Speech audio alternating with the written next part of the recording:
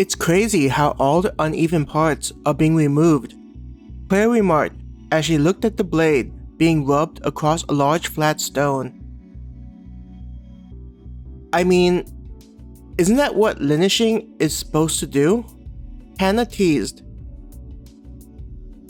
Claire ignored the comment from Hannah, concentrating on making the edge straight on either side of the blade. Just by seeing the progress, Claire thought, it's coming nicely, with looking like a blade you could stab into a monster from a distance. She couldn't help but grin at the progress she was making with the blade. Close to Claire, Hannah was rubbing her blade with the hide of a monster similar to the rock lizard. Dragny had got them the material and explained that the monster's hide was useful for smoothing out the blade. When the monster aged, the hide would become rougher. This meant that Hannah was going in reverse order. She'd be finishing the process with the youngest version. Just looking at the shine of the blade, it was clear that the metal would have a professional feel. The extra effort of rubbing the hide on the metal would help to increase the price they'd get when selling it to the guild. Once the blade was ready, horns from an armored boar would be used before wrapping it in the leather of the same monster. Claire remembered what Dragny had told them about how higher quality weapons would use the material from the monsters that were far above them in terms of levels. Maybe we'll be able to hunt those things in the future, she thought while rubbing the blade on the rock. One thing she found fascinating while making the dagger was how the workshop they were in mixed in modern machinery and simpler methods, as though it was hundreds of years ago. Claire chuckled at the oddity. What are you doing over there? Hannah became curious about Claire's chuckle. Shaking her head, Claire said, it just feels weird how we're using machinery that even advanced for where we used to live outside the underground city, but also tools from what seems like hundreds of years ago. She looked over to Hannah.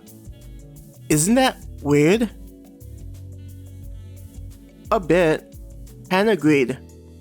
Though at the same time, I think about the energy in the simulation and our world, which modern machinery wouldn't be able to make sense of.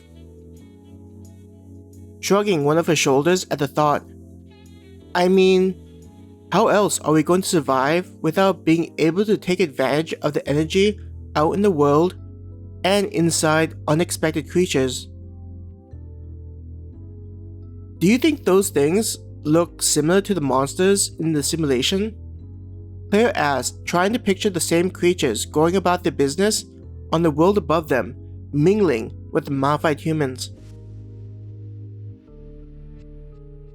Hannah looked at her blade before switching to a younger hide. She began rubbing the skin of the monster on the blade. Continuing, that's likely the case. I mean, look at the armored boar.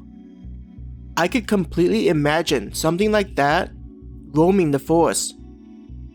Darlena did say that the energy would affect the animals while bringing new ones. Hannah talked while continuing to work on her blade, only giving a little attention to the topic they were discussing between them. Checking the edge, Claire felt it was ready for the part that Hannah was in. Getting up and making her way to a series of bins, she reached for the oldest of the hides. Touching the material, it felt similar to sandpaper. She imagined using such a thing in a shop class or a project at home for a hobby.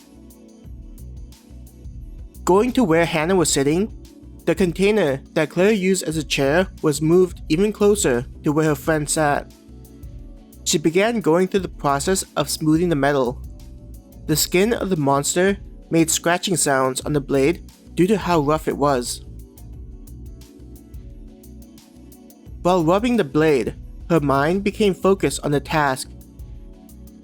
This is probably why Hannah is so much better than me, being able to concentrate on making the weapon.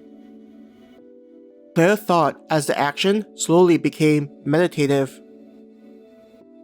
Occasionally, Claire would check the progress before continuing to rub the hide.